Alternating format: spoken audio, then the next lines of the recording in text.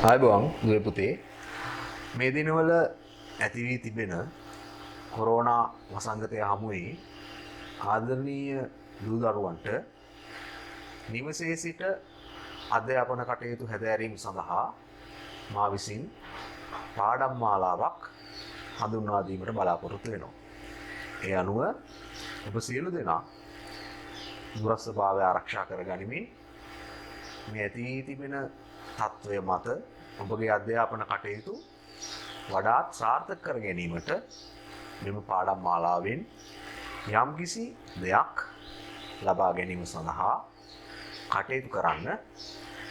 මුලින්ම මා බලාපොරොත්තු වෙනවා අපස සාමාන්‍ය පෙළ 10 සහ 11 ශ්‍රේණි වලට අදාළ පාඩම් ඒකකයක් පළවෙනි පාඩම් ඒකකය 10 ශ්‍රේණියෙන් ඔබට ඉදිරිපත් කරන්නට. මුලින්ම 10 ශ්‍රේණියේ මෙම පාඩම් ඒකකය 11 ශ්‍රේණිය දුවා දරුවන්ට ඉතා වැදගත් වෙනවා. ඉතිහාසය හැඳින්වීම. අපි ඉතිහාසය කියලා කියන්නේ ආදරණීය දූ දරුවන් මේ වන විට ඉගෙනගෙන ඇති විශේෂයෙන්ම 6 ශ්‍රේණියේදී අපි ඉගෙන ගන්නවා ඉතිහාසය කියලා කියන්නේ මානව ශිෂ්ටාචාරයේ අඛණ්ඩ වර්ධනය කියන. නමුත් අපි 10 ශ්‍රේණියට එනකොට මේක ටිකක් දියුණු කර ගන්න ඕන. මොකද නැත්තම් අපිට ලකුණු ලබා ගැනීමේදී යම් ප්‍රශ්න එනවා. ඉතිහාසය අනුව මානව ශිෂ්ටාචාරයේ අඛණ්ඩ වර්ධනය. ඊට අමතරව අතීත මානවයන් සම්බන්ධතා පවතිපු ආකාරය, චර්යා රටාවන්, සිරිත් විරිත්, අභිචාර වීදි මේ සියල්ල එකතුව අපි ඉතිහාසය කියලා හඳුන්වනවා. ඉතිහාසය ඉගෙනීම සම්බන්ධව අපිට ඉතා වැදගත් නිර්වචන කිහිපයක් තියෙනවා. ඔබ ආම වශයෙන් එක නිර්වචනයක්වත් මතකයේ තබා ගන්න. ජී.එච්. ට්‍රෙවිලියන් ඉතිහාසය සම්බන්ධව බොහොම සරල අර්ථකථනයක් දීලා තියෙනවා. ඒ අර්ථකථනය තමයි ඉතිහාසය අනුව එක් විෂයක් නොව විෂයන් සියල්ල අන්තර්ගත වූ ගොහෙක්. අපි ඉතිහාසය ඉගෙන ගන්නකොට මෙන්න මේ පුතාලට තියෙනවා මේ දාලා ප්‍රසන්ටේෂන් එකේ මූලාශ්‍රය. මූලාශ්‍රයක් කියන කාරණාව අපිට ඉතිහාසය ඉගෙන ගන්නකොට අනිවාර්යෙන් මතක තබා ගත යුතු ප්‍රධාන කාරණාවක්. මූලාශ්‍රයක් කියලා කියන්නේ ඉතිහාසය ඉගෙන ගැනීමේදී අපිට ඉතිහාසය පිළිබඳව තොරතුරු හමු වන තැන්. දැන් පුතාලට පේනවා මේක ප්‍රධාන කොටස් දෙකයි. එකක් තමයි සාහිත්‍යමය මූලාශ්‍රය. ඊළඟ එක තමයි පුරාවිද්‍යාත්මක මූලාශ්‍රය. ශ්‍රී ලංකාවේ සාහිත්‍යමය මූලාශ්‍ර අධ්‍යයනය කිරීමේදී අපිට ඉතා වැදගත් වෙන කෘති කිහිපයක් තියෙනවා. මම මුලින්ම ශ්‍රී ලංකාවේ මුලින්ම රචනා කරපු කෘතිය තමයි දීපවංශය. නමුත් දීපවංශය තුළ යම් අඩුපාඩු තිබුණ නිසා පසු කාලීනව මහානාම හමුදුරුවෝ රචනා කරා මහාවංශය. වසර 2500කට වඩා අඛණ්ඩ ඉතිහාසයක් නිරූපණය වෙන ප්‍රධානම කෘතිය තමයි මහාවංශය. මහාවංශයත් එක්ක පුතාලට තියෙනවා මෙන්න මේ වචනය. පුතාලා අහලා ඇති මහාවංශ ටීකාව.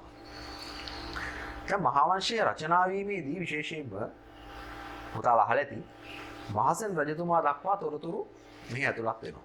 එතනින් පස්සේ මහාවංශයේ දෙවන කොටස රචනා වූ බව ඔබ දන්නවා. ඉතින් මහාවංශය රචනා වෙලා ශතවර්ෂ ගණනාවක් ගත වීමෙන් පස්සේ ශතවර්ෂ 4ක් පමණ ගත වුණායින් පස්සේ පාලි භාෂාවෙන් ටීකාවක් සම්පාදනය කරා. මේ ටීකාවෙන් කරේ මහාවංශය ඇතුළු තැන් තවදුරටත් අර්ථ නිරූපණය කිරීම. මේක අපි හඳුන්වනවා මහාවංශ ටීකාව. ඊට අමතරව මහාවංශ ටීකාවට එහා ගිහිපු නමක් මේකට දීලා තියෙනවා වංශත්තප්පකාසිනී. පුතාලගේ විභාගයට අහන්න පුළුවන් වංශත්තප්පකාසිනී කියන්නේ මොකක්ද කියලා. ඒ නිසා මේ වචන දෙකම පුතාලාට ඉගෙන ගැනීම ඉතා වැදගත් කොටම සලකනවා. ඊට අමතරව ඉතිහාසය ඉගෙන ගැනීමේදී අපිට විශේෂයෙන්ම ප්‍රයෝජන කිහිපයක් තියෙනවා. ගොඩක් වෙලාවට අපි ඉතිහාසය ඉගෙන ගන්නකොට අතීත සිදුවීම් තමයි අපි ඉගෙන ගන්න. ඉතිහාසය ඉගෙනීමේ ප්‍රයෝජන යටතේ විශේෂයෙන්ම ඉතිහාසය ඉගෙනීමේදී අතීතයෙන් පාඩම් ඉගෙනගෙන අපේ අනාගතය වර්තමානය සාර්ථක කර ගැනීමට හැකියාව ලැබෙනවා. ඊට අමතරව අතීත රජවරු රාජධානි පිළිබඳව අපිට අවබෝධයක් ලබා ගන්න පුළුවන්. ඊට අමතරව අපගේ සංස්කෘතිය, අපගේ ජාතිකත්වය වර්ධනය කරගන්න. ජාතිකත්වය කියලා කියන්නේ අපි සිංහල, දෙමළ, මුස්ලිම්, බර්ගර්, මැලේ මේ කියන සියල්ල එකතුව. ඊට අමතරව අපිට ඉතිහාසය ඉගෙන ගැනීමේදී අනිවාර්යෙන් තිබිය යුතු ලක්ෂණයක් තමයි තාර්කික චින්තනයේ වර්ධනය. උදාහරණයක් විදිහට අපි සීගිරිය ඉගෙන ගන්නවා නම් අපි සීගිරියට ගිහිල්ලා මේ ගැන අධ්‍යයනය කර යුතුයි. ඉතින් ඉතිහාසය ඉගෙනීමේදී විශාල වටිනාකම් රැසක් අපිට හඳුනා ගන්න හැකියාව තියෙනවා. ඊට අමතරව ඉතිහාසය ඉගෙන ගැනීමේදී අපිට තව වැදගත් සාහිත්‍ය මූලාශ්‍ර කිහිපයක් මා ඔබට හඳුන්වා දීමට බලාපොරොත්තු වෙනවා. විශේෂයෙන්ම අපිට තියෙනවා සාහිත්‍ය මූලාශ්‍ර වර්ග කිහිපයක්.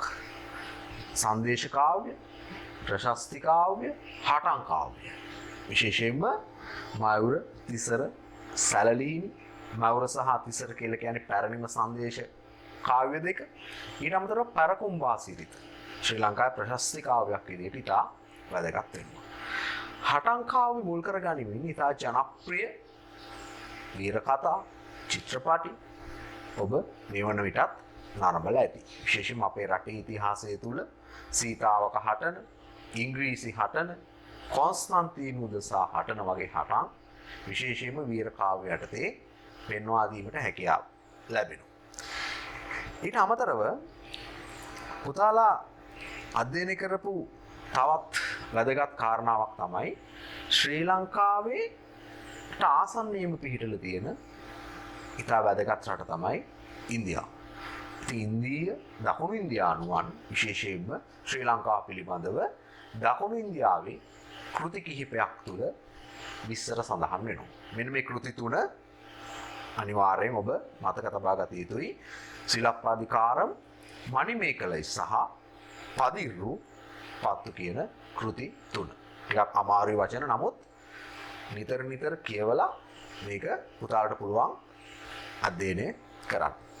ඊට අමතරව ශ්‍රී ලංකාව සම්බන්ධයෙන් සාහිත්‍ය මූලාශ්‍ර ගැන කතා කරද්දී අපි පුරාවිද්‍යා මූලාශ්‍ර වලට යාමට පෙර සාහිත්‍ය මූලාශ්‍ර සම්බන්ධව යම් පොඩි අධ්‍යයනයක් කරමු.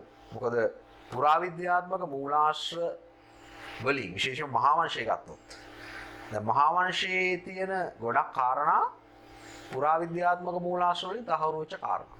ඒ නිසා තමයි මහාවංශය කියන කෘතිය ශ්‍රී ලංකාවේ ඉතා ජනප්‍රිය ප්‍රෞಢ ඉතිහාසයක් නිරූපණය වන කෘතිය විදියට සැලකෙන්නේ.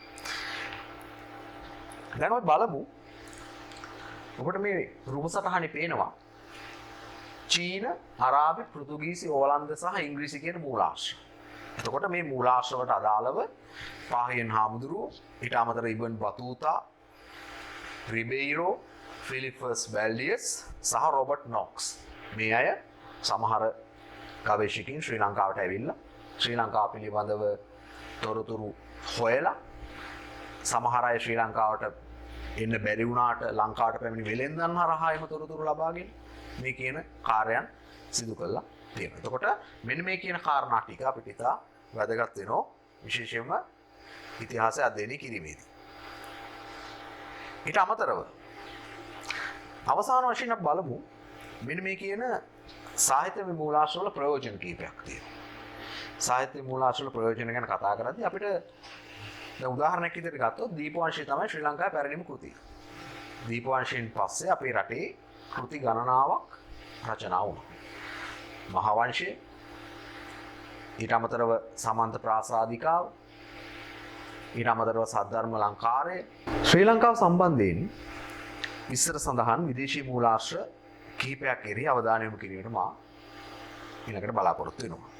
විශේෂයෙන්ම පුතාලා දන්නවා මේ වන විට අපි මෙන්න මේ කියන කාරණා ටික සාකච්ඡා කරමින් අනතුරුව අපිට පුළුවන් ග්‍රීක, රෝම, චීන සහ පෘතුගීසි කියන මූලාශ්‍ර කෙරෙහි විශේෂයෙන්ම අවධානය යොමු කරන්න.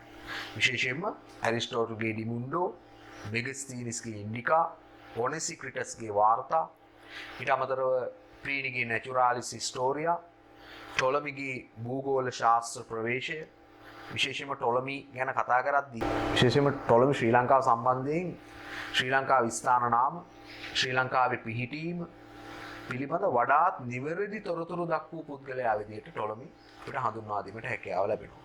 මම ටොලමිගේ සිටියේ මොහොතාලට පෙන්වලා ඇති මම දැනුත් ටොලමි ශ්‍රී ලංකාව දැකපු විදිය මම පුතාලට පෙන්වන්නම්. ඊට අමතරව හියුට් සියාම් භික්ෂුව ෆේරෝස් පියතුමාගේ ලංකාව සම්බන්ධ ග්‍රන්ථය කියන කාරණා අපිට වැදගත් වෙනවා. ටොලමි ගැන කතා කරපු නිසා ටොලමිගේ සිටියමත් පුතාලට පෙන්වන ගමන් වැඩි පටන් ගන්න ඇලෙක්සැන්ඩ්‍රියාවේ උපත ලැබපු ටොලමි ශ්‍රී ලංකාව දැකපු විදිය තමයි මම මේ පුතාලට පෙන්වන්නේ. එතකොට ටොලමි ශ්‍රී ලංකාවේ තියෙන මේ ස්ථාන පිහිටීම සම්බන්ධයෙන් ඉතාමත්ම නිවැරදිම තොරතුරු දක්වපු පුද්ගලයෙක් විදිහට තමයි ටොලමි අපිට හඳුන්වා දීමේ හැකියාව තියෙන්නේ. ඊට පේන්නේ ක්ලෝඩියස් ටොලමි ශ්‍රී ලංකාව දුටු විදිය. ඊට අමතරව දැන් පුතාලට බලා ගන්න පුළුවන් ටොලමි ලංකාව දැකපු විදිය මේ ආකාර කිහිපයකින් අපි ඉදිරිපත් කරලා තියෙනවා. ඊළඟට අපිට ඉතා වැදගත් වන මාතෘකාවකට මම යන්න හදන්නේ සාහිත්‍ය මූලාශ්‍රවල ප්‍රයෝජන. දැන් අපි දීප වංශය වෙන්න පුළුවන්, මහා වංශය වෙන්න පුළුවන්, සමන්ත ප්‍රාසාදිකාව වෙන්න පුළුවන්. ඊට අමතරව මහා බෝධි වංශය වෙන්න පුළුවන්. දළදා සිරිත සහ දාඨා වංශය වෙන්න පුළුවන්. එහෙම නැත්නම් ඉබන් බතුතාගේ වාර්තා වෙන්න පුළුවන්. එහෙම නැත්නම් ටොලමිගේ යම් කිසි වාර්තාවක් වෙන්න පුළුවන්. මේ සියල්ල ගත්තයින් පස්සේ අපිට හැඟී යන දේ තමයි මේ සියලු දෙනා ශ්‍රී ලංකාව සම්බන්ධයෙන් යම් කිසි ආකාරයක තොරතුරක් වටිනා තොරතුරක් ඉදිරිපත් කරලා තියෙනවා. අපිට සාහිත්‍යමය මූලාශ්‍රවල තියෙන ඉතා වැදගත්ම කාරණාව තමයි ඓතිහාසික කාලවකවානු අනුපිළිවෙලට සකසා ගැනීමට හැකියාව ලැබෙනවා. විශේෂයෙන්ම රාජවංශ ගත්තොත් අනුරාධපුර, පොළොන්නරුව, දඹදෙණිය, යාපහුව, කුරුණෑගල මේ ආදී වශයෙන් අපිට ඓතිහාසික අනුපිළිවෙලක් ලබා ගැනීමට සාහිත්‍ය මූලාශ්‍ර වලින් මනා පිටුවහලක් ලැබෙනවා. ඊට අමතරව ශ්‍රී ලංකාවේ ඒ අවධිවල සමාජ, ආර්ථික, දේශපාලන, සංස්කෘතික, ආගමික වටපිටාව හඳුනා ගැනීමේ හැකියාව ලැබෙනවා. ඊට අමතරව එක මූලාශ්‍රයක සඳහන් කරුණු තවත් මූලාශ්‍රයකින් තහවුරු කරගන්න පුළුවන්. උදාහරණයක් විදිහට දීප වංශයේ තියෙන කාරණාවක් මහා වංශයෙන් තහවුරු වෙනවා. දැන් උදාහරණයක් විදිහට ගත්තොත් මහා වංශයේ රුවන්වැලි මහා සෑය ගැන තියෙන විස්තරයක් තවත් කෘතියකින් විස්තර කිරීමක් වෙනවා. ශ්‍රී ලංකාවේ බුදුන් මල් කඩවන දළදා මාලිගාව සම්බන්ධව ඓතිහාසික මූලාශ්‍රවල සඳහන් කරුණු දළදා සිරිත සහ දාඨා වංශයෙන් තවදුරටත් පැහැදිලි වෙනවා.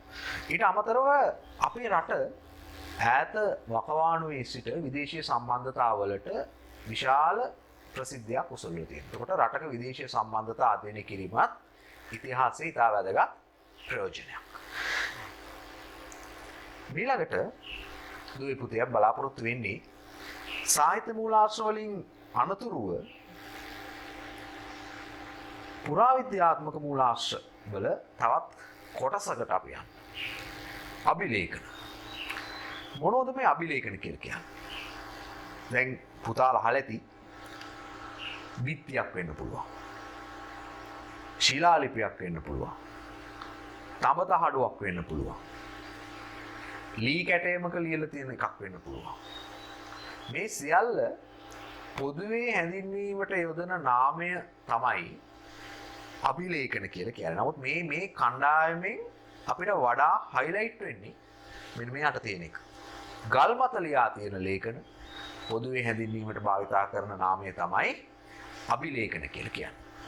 අපි ඊළඟට මේ අභිලේඛන වෙන් වශයෙන් හඳුනා ගැනීමට බලාපොරොත්තු වෙනවා. උදාහරණයක් විදිහට අපි මුලින්ම බලමු ශිලාලිපි. ශිලාලිපියක් කියලා කියන්නේ ගල් මත ලියලා තියෙන ලිපි. උදාහරණයක් විදිහට ලංකාවේ දීර්ඝතම සෙල් ලිපිය නිශාංක මල්ලරතුමාගේ ගල් පොත ශිලා ලිපිය. ඊට අමතරව බිත්ති ගත්තොත් විශේෂයෙන්ම සීගිරි කුරුටුගේ බිත්ති අභිලේඛන වලට හොඳ උදාහරණයක්. ඊට අමතරව තඹතහඩු, පනාකඩුව තඹ සංස, පුතාලා දන්නෝ පනාකඩු තම සම්ස ශ්‍රී ලංකාවේ තියෙන තබත හඩුවකට අභිලේඛනයකට උදාහරණයක්. රන්ත හඩුවක් වශයෙන් අභිලේඛන රන්ත හඩු ගත්තොත් වල්ලිපුරම් රන්පත විශේෂයෙන්ම ක්‍රිස්තු වර්ෂ 5 වන සේවාසේ රචනා වූ වල්ලිපුරම් රන්පත අභිලේඛනයකට උදාහරණයක්. මේ සියල්ල වෙන්වෙන් වශයෙන් පුතාලට පෙන්වන්නේ අපිට මේවා වෙන්වෙන් වශයෙන් මතක තබා ගැනීම ඉතා වැදගත් වෙන නිසා. ඇම්බැක්ක දේවාලයේ දැව කණු මත ලියූ ලේඛන අපිට පොදුවේ හඳුන්වන්න පුළුවන් දැව වලින් ලියපු අභිලේඛනයකට උදාහරණයක් විදියට. ඊට අමතරව මැටිපුවරු විශේෂයෙන්ම ඔය මෙසොපොතේමියානු ශිෂ්ටාචාර ගත්තයින් පස්සේ රූපාක්ෂර, කුඤ්ඤාක්ෂර මේවා අක්ෂර විදියට භාවිතා කරේ සංකේත, තරු ලකුණු, තරු සලකුණ, පා සලකුණ මේවෙන් විවිධ අර්ථ ගමන් කිරීම දෙවියන් කියන අර්ථ ගෙනෙන. පසුව තමයි අක්ෂර මාලාව ව්‍යාප්ත වුණේ. එතකොට මැටිපුවරුත් අභිලේඛනයක් විදියට ගන්න පුළුවන්. ඊට අමතරව වාජන ඔය මැටි වලම් පාත්‍ර ආදී ඒ කාලේ පැරණි කාලේ අක්ෂර ලියලා තියෙනවා. එතකොට අභිලේඛන ගැන යම්කිසි ආකාරයක දැනුමක් පුතාලට ලැබෙන්නේ නැති කියලා මම විශ්වාස කරනවා. එතකොට මෙන්න මේ අභිලේඛන අපි කිව්වා මේ සාමාන්‍යයෙන් ශිලාලිපි තමයි ගොඩක් මේ අභිලේඛන තුල ඉතා ජනප්‍රිය වෙලා තියෙන්නේ. ශිලාලිපි කොටස් කිහිපයක් තියෙනවා. ලෙන් ලිපි, ගිරි ලිපි, ටැම් ලිපි, පූර්ව ලිපි සහ ආසන ලිපි. විශේෂයෙන්ම මෙන්න මේ ලෙන් ලිපි පුතාලා අහලා ඇති කටාරම්. මම කටාරම් මොනවද කියලා පුතාලට දැන් ඉස්සරහ පාඩම් වලදී මම පෙන්නන්නම්. දැන් ලෙන් ලිපියක් කියලා කියන්නේ මේ ගල් ලෙන් වල කටාරම අසල ලියු ලිපි. විශේෂයෙන්ම කටාරම් කියලා කියන්නේ ගල් ලෙන් වල ඇතුළට වතුරේම වැළැක්වීම සඳහා පියස්ස දිගේ කොට ඒ කැටයම් කරපු පියස්ස වගේ එකට අපි කියනවා කටාරමක් කියලා. විශේෂයෙන්ම මිහින්තලේ, වෙස්සගිරිය, රිටිගල වගේ ස්ථානවල කටාරම් අපිට දැක බලා ගැනීම හැකියාව තියෙනවා. ගිරිලිපියක් කියලා කියන්නේ පිහිටි ගලේ යම්කිසි අක්ෂර මාලාවක් ලියලා තියෙනවා. ඒවා අපි හඳුන්වනවා ගිරිලිපියක් කියලා. පුතාලා ගියොත් ගඩලා දෙනිය වගේ තියෙනවා ගිරිලිපියක්. ගිරිලිපියෙන් අපි උදාහරණයක් විදියට නිශංගමල්ල රජතුමාගේ පූර්ව ලිපිය ගත්තොත්, ගල්පොත සෙල් ලිපිය ගත්තොත් ස්වාභාවික පිහිටි ගලක් පූර්වක් අයින් කළා ඒකේ යම්කිසි අක්ෂර මාලාවක් රචනා කරලා තියෙනවා. මේවා අපි හඳුන්වනවා පූර්ව ලිපි කියලා. ඊට අමතරව ටැම් ලිපි විශේෂයෙන්ම අශෝක ස්තම්භය කණු මත ලියූ ලිපි අපි හඳුන්වනවා ටැම් ලිපි කියලා. මල්ලාසන මත පුතාලා දැකලා ඇති මල්ලාසන. මේ මල්ලාසන වගේ සකස් කරපු ලිපි විශේෂයක් තිබුණා. මේවා අපි හඳුන්වනවා ආසන ලිපි කියලා. එතකොට මේ විදිහට ලෙන් ලිපි, ගිරි ලිපි, ටැම් ලිපි, පූර්ව ලිපි, ආසන ලිපි ආදී වශයෙන් පුතාලට මේ සෙල් ලිපි වර්ගීකරණය කරලා තියෙනවා. ඊළඟට පුරාවිද්‍යා මූලාශ්‍ර යටතේ අපිට ඉතා වැදගත් වෙන ප්‍රධාන කාරණාවක් තමයි කාසි. ශ්‍රී ලංකාවේ ඉතිහාසය වඩාත් නිරූපණය වන ශ්‍රී ලංකාව අතීත රටවල් සමග පවතින සම්බන්ධතා නිරූපණය වෙන ප්‍රධානම මූලාශ්‍රයක් විදිහට අපිට හඳුන්වලා දෙන්න පුළුවන් කාසි. එතකොට ශ්‍රී ලංකාවේ අනුරාධපුර ඉතා අතීතයේ හමු කාසි විශේෂ ගැන පුතාලා දැනටමත් දන්න. අපි මේවා හඳුන්වන විශේෂ නමක් තියෙනවා නානක විද්‍යාව. එතකොට නානක විද්‍යාව කියලා කියන්නේ කාසි සම්බන්ධයෙන් හදාරනු ලබන විද්‍යාව. මෙන්න මේ ගල්වල කොටල තියෙනවා සංකේත කිහිපයක්. විශේෂයෙන්ම මෙන්න මේ කාරණා ටික විශේෂයෙන්ම මේවා ප්‍රාදේශීය මායි. ඉරහඳ, වටාපත, දුන්න, ඊතලය, හක්ගෙඩිය, එතකොට ගොංකුරය ආදී විවිධ සත්ව රූප පුතාලට මේ ප්‍රාදේශීය මායින් පෙන්වන ස්ථාන විදිහට දැක බලා ගන්න. පුතේ දැන් අපි බලමු පුරාවිද්‍යාත්මක මූලාශ්‍ර ආරක්ෂා කර ගැනීමේ තියෙන වැදගත්කම. විශේෂයෙන් මේ පාඩමේ අවසාන එකකේ විදිහට පුරාවිද්‍යාත්මක මූලාශ්‍ර ආරක්ෂා කර ගැනීම ඉතා වැදගත්කමක් තියෙනවා. වර්තමානයේ වන විට මිනිසා දැනුවත්ව හෝ නොදැනුවත්ව විශේෂම නාගරීකරණයත් සමග ශ්‍රී ලංකාවේ පුරාවිද්‍යාත්මක ස්ථාන විනාශ වී යාමේ ප්‍රවණතාවයක් තියෙනවා. නමුත් අප පුරාවිද්‍යාත්මක ස්ථාන ආරක්ෂා කර ගැනීම ඉතා වැදගත් වෙන්නේ අතීත මුතුන් මිත්තන්ගේ ශිෂ්ටාචාරය වර්තමාන අනාගත දූ දරුවන්ට ඒවායින් යම් කිසි දෙයක් ඉගෙන ගැනීමට තියෙන නිසා. එතකොට පුතාලා මේ දකින්නේ ශ්‍රී ලංකාවේ අභයගිරි ආශ්‍රිතව තියෙන මේ පුරාවිද්‍යාත්මක භූමිය. විශේෂයෙන්ම සංරක්ෂණය කරයින් පස්සේ තත්ත්වය තමයි පෙන්වන්නේ. ඔක යන අතරේ පුතාලට බලා ගන්න පුළුවන්. මේකේ යම් සංරක්ෂණය කිරීමට පෙර අභයගිරිය මොන විදිහට තිබුණේ කියන කාරණාව මේ වීඩියෝ එකේ පැහැදිලි වෙනවා. විශේෂයෙන්ම ශ්‍රී ලංකාවේ හිටියා විශේෂයෙන්ම ශ්‍රී ලංකාව සම්බන්ධව යුරෝපානු ජාතීන් කිහිප දෙනෙක් පුරාවිද්‍යා සංරක්ෂණය කරපු HCP බෙල්, රීස් ඩේවිඩ්, එතකොට විශේෂයෙන්ම ලංකාවේ සෙනරත් පරණවිතානයන්. ඊටත් එහා ගියොත් වල්ලිසිංහ හරිස්චන්ද්‍ර, විශේෂයෙන්ම අනුරාධපුර නගරය නැවත ඉදිකිරීම සම්බන්ධ පුද්ගලයා, අනගාരിക ධර්මපාල, රුවන්වැලි මහා සෑය නැවත යථා තත්ත්වයට පත් කිරීම විශාල කාර්යභාරයක් කරා මේ අය. එතකොට මෙන්න මේ කාරණා මත අද වෙනකොට පුරාවිද්‍යාත්මක මූලාශ්‍ර විදිහට ඉතුරු වෙලා තියෙන්නේ එක්කෝ ගල් වලින් හදපු දෙයක් වෙන්න පුළුවන්. නැත්නම් ගඩොල් වලින් හදපු දෙයක් වෙන්න පුළුවන්. විශාල ජලාශයක් වෙන්න පුළුවන්. සමහර ස්ථාන යම් විදිකිරීම නිසා විනාශ වෙලා ගිහිල්ලා තියෙන්න පුළුවන්. එතකොට මේවායේ විශේෂයෙන්ම මේවා ආරක්ෂා කර ගැනීම අපිට වැදගත් වෙන්නේ. අපිට අපේ අනාගතය වර්තමානයේ රැකිලා තියෙන අපේ ඉතිහාසයත් එක්ක. විශේෂයෙන්ම කොළඹ කෞතුකාගාරයට ගියොත් අපිට අපේ රටේ අතීත රජවරු අඳපු ඇඳුම් පැළඳුමක් වෙන්න පුළුවන්. ආයුධ වෙන්න පුළුවන්. සිංහාසනයක් වෙන්න පුළුවන්. කොරවක් ගලක් වෙන්න පුළුවන්. සඳකඩ පහනක් වෙන්න පුළුවන්. මේවායේ කොපමණ වැදගත්කමක් තිබුණාද කියලා අපි පැහැදිලි වෙනවා නම් සමහර අපේ රට පාලනය කරපු ආණ්ඩුකාරවරු ලංකාවේ තිබිච්ච සඳකඩ පහන් කොරවක් ගල් එංගලන්තයට පවා රැගෙන ගිහපු අවස්ථා තියෙනවා. පුරාවිද්‍යා පනතට අනුව මේ පුරාවිද්‍යාත්මක ස්ථාන විනාශ කිරීම දඩුවම් ලැබිය හැකි වරදක්. දැන් මේ පිටුපස බෑග්ග්‍රවුන්ඩ් එකේ පේන්නේ අභයගිරිය අතීතයේ තිබුණු විදිය. දැන් පේනවා ඇති අභයගිරිය සංරක්ෂණය කරන ආකාරය තමයි මම මේ පෙන්නමින් යන්නේ. මේ වීඩියෝ එකේ අභයගිරිය අතීතයේ හොයාගන්නකොට මේ විදියට විනාශ වෙලා තිබුණා. වල් බිහි වෙලා මේ අභයගිරියද කියන කාරණාවත් අපිට යම් කිසි ගැටලුවක්.